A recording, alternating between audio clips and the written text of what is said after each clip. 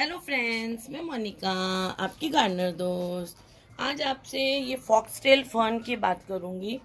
ये foxtail fern जो है वो एस्पेरेगस की फैमिली को बिलोंग करता है। मतलब ये एस्पेरेगस जीनस को बिलोंग करता है और इसकी फैमिली लिलिएसी होती है। और मतलब एस्पेरेगस जो हम दूसरे एस्पेरेगस फर्न दिखाती हूँ मैं, उसी जीनस को ये बिलोंग करता है, उसी ग्रुप में आता है ये। और इसको फॉक्सटेल फर्न इसलिए कहते हैं, देखिए इसकी ये जो एक ये जो स्टॉक कह लें या जो भी है वो स्टेम कह लें, जो भी है वो एक ये पोर्शन इसका ऐसा लगता है जैसे फॉक्स की टेल होती है। देखिए इस तरह से होता है, इसलिए इसे फॉक्सटेल फर्न भी कहते हैं। और ये जो प्लांट पार्शियल शेड इसको अच्छा लगता है, मतलब जिसको हम कह सकते हैं इनडायरेक्ट ब्राइट लाइट, अच्छी सी ब्राइट लाइट इस पे पड़े और ये धूप से बचा रहे। वैसे सुबह सुबह की हल्की सी धूप अगर इसको थोड़ी सी मिल जाती है तो भी ये बर्दाश्त कर लेता है, लेकिन फुल सन और दोपहर की धूप वो ये बिल्कुल बर्दाश्त नहीं करता। उसमें अगर आप रखेंगे तो इसकी ये जो लीव्स हैं ये सब पीली पीली पड़ जाएंगी और आपका पौधा पीला पीला पड़ के और मरने जैसे लग जाएगा। तो इसलिए इसको फुल सन में ना रखें, ऐसी जगह रखें जहाँ थोड़ी बहुत धूप बेशक मिल जाए। और अगर इसके लिए बेस्ट तो ये है कि इनडायरेक्ट और ब्राइट लाइट इसको मिले तो ये अच्छा चलता है। मिट्टी इसको चाहिए वेरी वेल ड्रेन्ड, मतलब एक हिस्सा मिट्टी लें, एक हिस्सा उसमें खाद मिला लें, गोबर खाद हो या वर्मी कंपोस्ट हो, कुछ भी हो, और एक हिस्सा उसमें रिवर सैंड मिला लें और ऐसा अच्छा सा वेल ड्रेन सॉइल मिक्सचर तैयार करें। उसमें थोड़ा सा फंजीसाइड डाल लें। कोई भी आप सॉइल मिक्सचर तैयार करें उसमें फंजीसाइड जरूर डाल लिया करें, क्योंकि फंगस पौधों में लगने का डर रहता ही रहता है। जब हम पानी वगैरह थोड़ा सा ज़्यादा दे दें कभी तो डर रहता है, इसलिए ये डाल लेना चाहिए सॉइल मिक्सचर में। और ऐसा सॉइल मिक्सचर इसको चाहिए। और मिट्टी जो है इसकी हल्की सी मॉइस्ट ही रखें आप। देखिए जैसे मेरे इनमें है मिट्टी हर वक्त थोड़ी सी मॉइस्ट ही रखें, जैसे इसकी मिट्टी मॉइस्ट है। और ये ड्राउट टॉलरेंट भी है, मतलब जैसे आपने एक दिन पानी नहीं दिया और मिट्टी थोड़ी सी सूख गई तो चलता है। वैसे अगर आपके एरिया की मिट्टी, जैसे हम राजस्थान में तो मिट्टी भी सैंडी होती है यहाँ की, तो आप नॉर्मल मिट्टी है आप वहाँ की, आप ये ट्राई करें कि इसको थोड़ा सा ड्रायर साइड में मॉइस्ट रखें, मतलब बहुत ज़्यादा गीली गीली नहीं रखें मिट्टी को, लेकिन हल्की सी मॉइस्ट रहनी चाहिए। जब थोड़ी सी मिट्टी आपको हल्की ऊपर से सूखने दिखे उस टाइम पानी इसको डाल दें। गर्मियों में तो दिन में एक बार पानी डालना ही पड़ेगा, ये आप ध्यान रखें। और इनको हल्का सा रूट बाउंड गमला अच्छा लगता है, उसमें ये अच्छा ग्रो करते हैं। तो ऐसे इसको पौधे के हिसाब से गमले में लगाएं। छोटा गमला है, छोटा सा पौधा है तो उसको आप 9 इंच के गमले में लगा दें। और जब पौधा इस साइज़ का है जैसे मेरे ये दिख रहे हैं तो इसको आप 12 इंची में लगाएं। अगर आप नया पौधा लाए हैं और वो बहुत छोटा सा है तो आप ट्राई करें कि उसे पहले 9 इंच के गमले में लगाएं। जब वो बड़ा हो जाए तो फिर उसको 12 इंच के गमले में शिफ्ट कर दें। उससे आपके पौधे की ग्रोथ जल्दी होगी और वो जल्दी बड़ा होगा आपका पौधा। एकदम से बड़े गमले में लगाएंगे तो उसकी ग्रोथ धीरे हो जाएगी, क्योंकि उसको पानी ज़्यादा मिलेगा, क्योंकि मिट्टी ज़्यादा है इसलिए पानी ज़्यादा पकड़ेगी वो मिट्टी। तो इसलिए साइज़ के हिसाब से पहले 9 इंच में लगाएं और फिर 12 इंच में इसको शिफ्ट करें।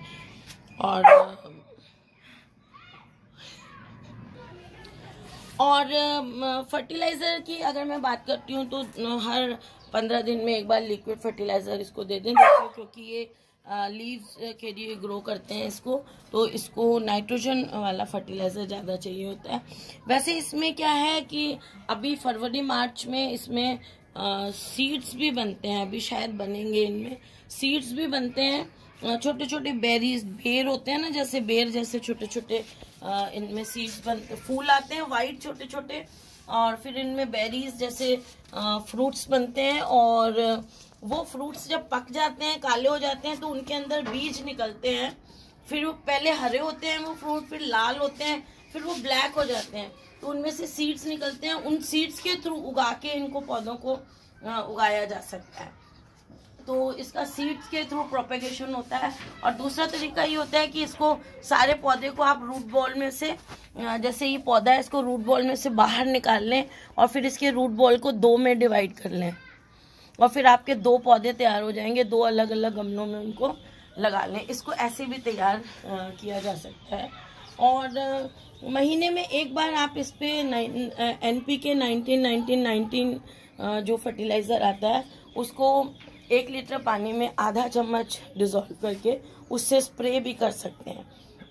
और अगर आपके पास वो बना हुआ है गोबर वाला लिक्विड, ऑर्गेनिक लिक्विड फर्टिलाइज़र जो मैं बना के रखती हूँ अपने पौधों के लिए, तो वो भी आप 1 लीटर पानी में थोड़ा सा आधा कप के करीब घोल के उसका भी इसकी पत्तियों पे आप स्प्रे कर सकते हैं।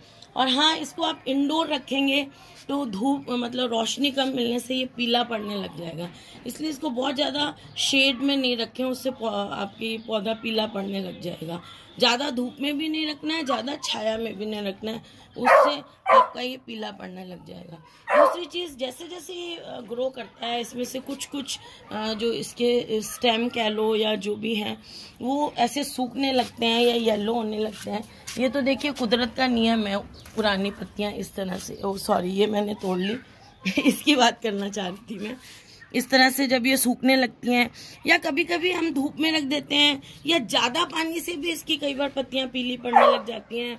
और बहुत कम पानी भूल गए हम 2-3 दिन देना तो भी पत्ती पीली पड़ने लग जाती है। तो ज़्यादा पानी, कम पानी, बहुत ज़्यादा धूप और एक्स्ट्रा शेड, ये 4 कारण हैं जिससे इसकी पत्तियां पीली पड़ने लग जाती हैं। तो मान लो आपको 1 दिन 2 दिन पानी नहीं दिया, जैसे मैंने कहा थोड़ा तो ये पानी 1 दिन नहीं दिया तो बर्दाश्त कर लेगा, 2-3 दिन नहीं किया और पत्तियां पीली पड़ने लगे, या फिर चेंज ऑफ सीजन के हिसाब से पत्तियां इसकी पीली पड़ने लग गई, तो आपको इनको साथ साथ जो है इसकी क्लीनिंग करते रहें। सूखी पत्तियां, पीली पत्तियां हटाते रहें, सिर्फ इसलिए कि अपना पौधा खूबसूरत लगे। और फिर ऐसे जैसे अभी मैंने बताया ब्राउन स्टेम्स है, इनको निकालते रहने से क्या होता है, फंगस का डर भी नहीं रहता है। ये जो डेड पार्ट्स होते हैं, जब हम पानी देते हैं तो इन डेड पार्ट्स पे पानी गिरता है तो वहाँ पर फंगस ग्रो करने का डर रहता है। इसीलिए हम कहते हैं कि दूसरे पौधों की भी पीली पत्तियाँ, ब्राउन पत्तियाँ और जो ज़मीन पे गिरी हुई पत्तियाँ उनको हटाते रहें, क्लीन रखें पौधे को, तो आपका पौधा भी बीमारी से बचा रहता है। इस पौधे में भी बहुत ज़्यादा कोई बीमारी नहीं लगती है, बहुत ईजी टू ग्रो प्लांट है, बस आपकी ग्रोइंग कंडीशंस सही होनी चाहिए, फिर ये आपके लिए बहुत ईजी प्लांट है। और फिर तो जैसे मैंने कहा इसमें कोई पेस्ट वगैरह ज़्यादा नहीं लगते हैं, बस कभी कुछ आपको लगे तो नीम ऑयल का स्प्रे कर दें, बाकी ये पेस्ट वगैरह ज़्यादा नहीं लगते हैं, बस इसकी पत्तियाँ पीली पड़ती हैं जो मैंने कंडीशंस बताई उसमें। अगर आप इसको पार्शियल शेड में रखेंगे तो बड़ी अच्छा ब्राइट ग्रीन कलर आता है इस प्लांट में और खूबसूरत लगता है। देखिए मेरे पास पहले एक प्लांट था, मैंने कितने सारे प्लांट्स उसमें से कुछ उसमें से डिवाइड कर लिए हैं और कुछ नए मैंने ले लिए हैं। जैसे ये थोड़ा सा अलग है, देखिए ये वाला जो है इनसे ये वाला थोड़ा सा अलग है, देखिए हल्का सा इसका टेक्सचर और इनका टेक्सचर पत्तियों का अलग है, तो वो मैंने अलग लिया हुआ है। बाकी मैं इनको डिवाइड करती रहती हूँ और मुझे ये बहुत पसंद है। एस्पेरेगस और फॉक्सटेल फर्न मुझे बहुत पसंद है, ये ग्रीनरी रखते हैं हर वक्त।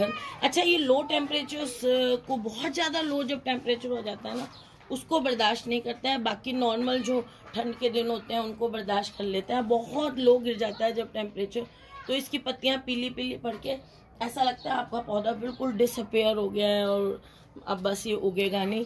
लेकिन जैसे ही गर्मी का मौसम आता है ये दोबारा इसकी जो अंडरग्राउंड जड़ें होती हैं ना वो फ्लैशी फ्लैशी होती हैं, देखिए ये ऊपर दिखने भी लग जाती हैं, देखिए ये इस तरह से ऐसी इसकी जड़ें होती हैं, इनमें पानी स्टोर करके रहता है, इसीलिए इसको एक आधा दिन पानी नहीं दे तो चल जाता है। तो जब मौसम आता है तो इन्हीं मतलब जो हमें डिसअपियर सा लगता है वहाँ से दोबारा ये स्प्राउट करके और नए नए स्टेम्स, तो इसलिए घबराएं नहीं।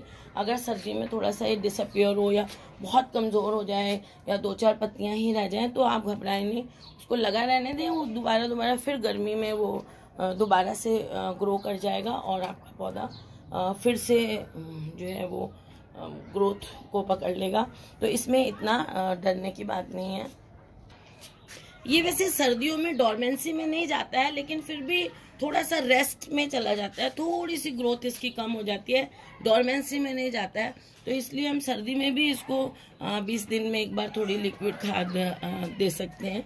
और जब मैं बात करूं कि ये पॉइजनस है कि नहीं, तो ये माइल्डली पॉइजनस है, हल्का सा पॉइजनस है। इसकी जो फ्रूट्स वगैरह हैं उनको अगर खा लेते हैं तो थोड़ा सा और या इसका सैप, इसको जब हम तोड़ते करते हैं इसमें से जो पानी जैसा निकलता है वो लग जाए तो हल्का सा स्किन इरिटेशन होता है। और फ्रूट वगैरह खा लो तो थोड़ा सा पेट में लगता है पेन टाइप। तो इसलिए इसके जो फ्रूट्स हैं वो आप ध्यान रखें, बच्चे नहीं खाएं, पेट्स भी नहीं खाएं। और बहुत ज़्यादा पॉइजनस नहीं है, माइल्डली पॉइजनस है, तो थोड़ा इस चीज़ का ध्यान रख लें तो अच्छा है। तो फ्रेंड्स, ये था फॉक्सटेल फर्न के बारे में। एक और फॉक्सटेल फर्न दिखाती हूँ। और ये हैंगिंग बास्केट में लगाने के लिए भी बहुत अच्छा पौधा है। और इस तरह के 12 इंच के इस तरह के गमलों में भी आप लगाएं तो बहुत, मेरे पास वो कूंडे पड़े हुए थे, मैंने उनमें ग्रो किया है। लेकिन मुझे इस तरह के गहरे गमलों में भी ये लगाएं तो ये और अच्छी ग्रोथ करता है। ज़मीन में भी लगाएं तो ये बहुत अच्छी ग्रोथ लेता है। तो आप गहरे गमलों में इसको ऐसे 12 इंच के जो नॉर्मल गमले होते हैं उनमें आप लगाएं तो ये अच्छी ग्रोथ करता है। हैंगिंग बास्केट में भी अच्छा चलता है। मेरे पास ये हैंगिंग बास्केट में भी टॉप फ्लोर पे लगा हुआ है, किसी दिन आपको दिखाऊंगी। तो अभी शाम हो रही है, मुझे थोड़ा जल्दी है, तो अभी मैं, अगर आपको ये वीडियो अच्छी लगी तो इसे लाइक करिएगा, शेयर करिएगा और मेरे चैनल को सब्सक्राइब करिएगा। Okay friends, bye.